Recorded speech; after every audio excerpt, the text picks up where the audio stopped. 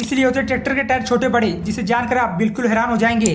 और दुनिया का एक ऐसा भी नदी जो सबसे साफ नदी है, इस नदी के अंदर का हर एक चीज आप आसानी से देख सकते हैं। और साथ ही साथ क्या आप जानते हैं रेलवे स्टेशन पर यात्रीगण कृपया ध्यान दे, सुनाई देने वाली आवाज आखिर किसकी है, क्या आपको पता है? तो सभी जवाबों का आंसर जानने के लिए बने रहिएगा वीडियो पर एंड तक। और वीडियो बहुत ही मजेदार होने वाली है, तो वीडियो कर दीजिए अभी से लाइक।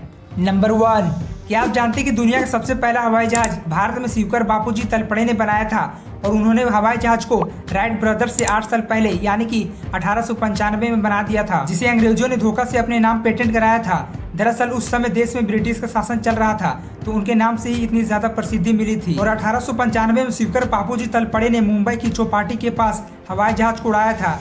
श्री तलपड़े नई दुनिया के लिए पहले हवाई जहाज को बनाए थे, जो करीब 100 फीट की ऊंचाई पर अपना उड़ान भरा था। शिवकर बापूजी तलपड़े 19वीं शताब्दी के एक भारतीय विद्वान कलाकार थे।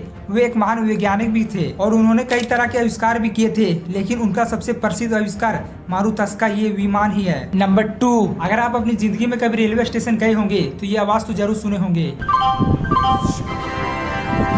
यात्री कृपया ध्यान दें, गाड़ी क्रमांक 128008 सुपरफास्ट समता एक्सप्रेस थोड़ी ही देर में प्लेटफॉर्म क्रमांक 3 पर आ रही है। तो अब सवाल उठता है कि आखिर ये आवाज किसकी है? दरअसल रेलवे स्टेशन पर सुनाई देने वाली ये आवाज सरला चौधरी की है, जो भले या सरला चौधरी रेलवे में अनाउंसमेंट के पद पर नहीं है, लेकिन उनकी आवाज आज भी काम कर रही है। सरला ने 1982 में रेलवे में अनाउंसमेंट के तौर पर काम करना शुरू किया था। 1986 में ये पद उन्हें अस्थायी कर दिया गया था। उस समय सरला चौधरी को काफी मेहनत करनी पड़ती थी। उस तौर पर कंप्यूटर न होने की वजह से उन्हें हर स्टेशन पर पहुंचकर अनाउंसमेंट करनी पड़ती थी। ऐसे में एक अनाउंसमेंट रिकॉर्ड करने में उन्हें 3 से 4 दिन लग जाते थे। बाद में रेलवे में कई बदलाव हुए और ये अनाउंसमेंट की जिम्मेदारी ट्रेन मैनेजमेंट सिस्टम को दे दी गई। नंबर 3, महाराष्ट्र के औरंगाबाद जिले में एलोरा का एक कैलाश मंदिर है, जो बहुत ही ज्यादा प्रसिद्ध है। इस एलोरा की गुफाओं में यह मंदिर मात्र एक चट्टान को काटकर और तराशकर बनाया गया है। हम बात कर रहे हैं एलोरा के कैलाश मंदिर की, जिसे बनने में मात्र 18 वर्ष का समय लगा।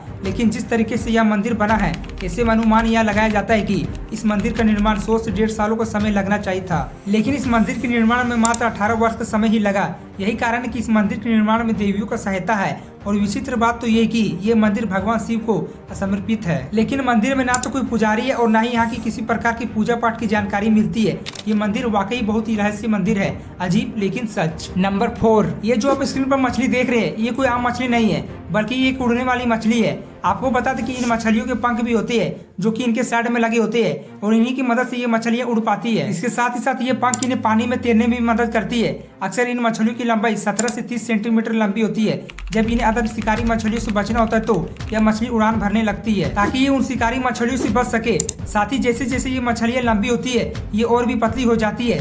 इन मछलियों को हम ग्लाइडर भी कर सकते हैं, क्योंकि ये एक बार पानी से बाहर निकलकर हवा में उड़कर वापस पानी में आ जाती है। हालांकि एक बार की उड़ान में ये 200 मीटर तक की दूरी तय कर सकती है और 6 मीटर की ऊंचाई से उड़ सकती है। नंबर 5, दोस्तों क्या आप जानते हैं कि हमारे देश भारत में एक ऐसी भी नदी है जो अपनी सफाई की वजह से जानी जाती है। ये इतनी साफ है कि इस नदी में नीचे पत्थरों को आप आराम से देख सकते हैं और दिखने में ये कांच की तरह है। जी हाँ, इस नदी की सफाई का अंदाजा आप इस तस्वीर को देखकर लगा सकते हैं। इस नदी का नाम उम्नगोट है। उम्नगोट नदी भारत के मेघालय राज्य में मौजूद है। इस नदी को डोकी भी कहा जाता है। डोकी एक छोटा सा कस्बा है जो भारत बांग्लादेश के बॉर्डर पर है। यह शिलोंग से 95 किलोमीटर दूर है। डोकी में भारत और बांग्लादेश के बीच ट्रेड रूट है, जहाँ से कई ट्रक गुजरते हैं। साथ ही मछुआरों के लिए भी मछली पकड़ने के लिए ये पसंदीदा स्पॉट है। इसे भारत की सबसे साफ नदी माना जाता है, जो दिखने में कांच की तरह दिखती है। और सबसे खास बात तो ये है कि इस पर चलने वाली नावें ऐसी लगती है कि वो हवा में तैर रही है। नंबर 6, आखिर ट्रैक्टर का टायर छोटा बड़ा क्यों होता है? दरअसल इसके पीछे का रीजन ये है कि अगर ट्रैक्टर में आगे के टायर बड़े होंगे तो इस ट्रैक्टर को मुड़ने में दिक्कत होगी,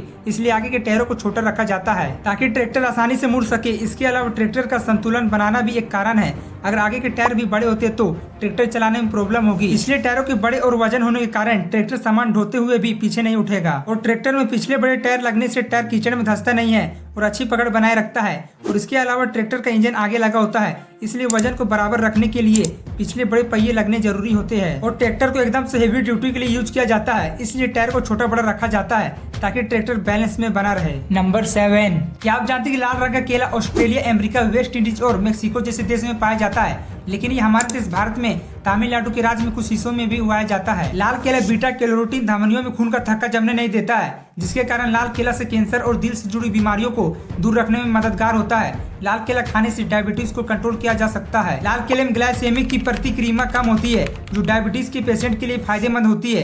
इसलिए डायबिटीज के पेशेंट को लाल केले का सेवन करना चाहिए। लाल केले में न्यूट्रिएंट्स रिच होते हैं। एक छोटा सा लाल केला में 90 कैलोरीज होती है और इसमें प्रमुख रूप से पानी, कार्बोहाइड्रेट होते हैं। विटामिन B6, मैग्नीशियम और विटामिन C की हाई मात्रा इस केले की विशेषता को पोषकता में बढ़ाती है।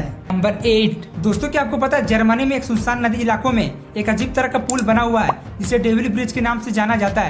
कुछ लोगों का मानना है कि ये पुल अपने आप ही बना है, जबकि कुछ लोग इसे बनने के पीछे शैतानों का हाथ बताते हैं। ऐसा इसलिए क्योंकि ये ब्रिज 1860 के समय बना हुआ है और उस समय किसी तरह का मशीन नहीं हुआ करता था जिसकी मदद से इतनी भारी पत्थरों को उठाया जा सके और ये ब्रिज बनाया जा सके। तो जिसके कारण इस तरह के ब्रिज बनाना पॉसिबल नहीं था। तो कहा जाता है कि ऐसे ब्रिज बनाने के लिए उस वक्त वो लोग शैतानों से मदद लिया करते थे और उनकी मदद से ही ब्रिज बना पाते थे और इसी कारण से इस ब्रिज का नाम डेविल ब्रिज पड़ गया। दोस्तों, ये सुनने में तो बहुत ही अजीब लगता है, लेकिन फिर भी यह ब्रिज दिखने में बहुत ही ज्यादा खूबसूरत है और एक रहस्य भी है। नंबर 9 दोस्तों, क्या आप जानते हैं दुनिया की अब तक की सबसे लंबी सर्जरी कौन सी थी?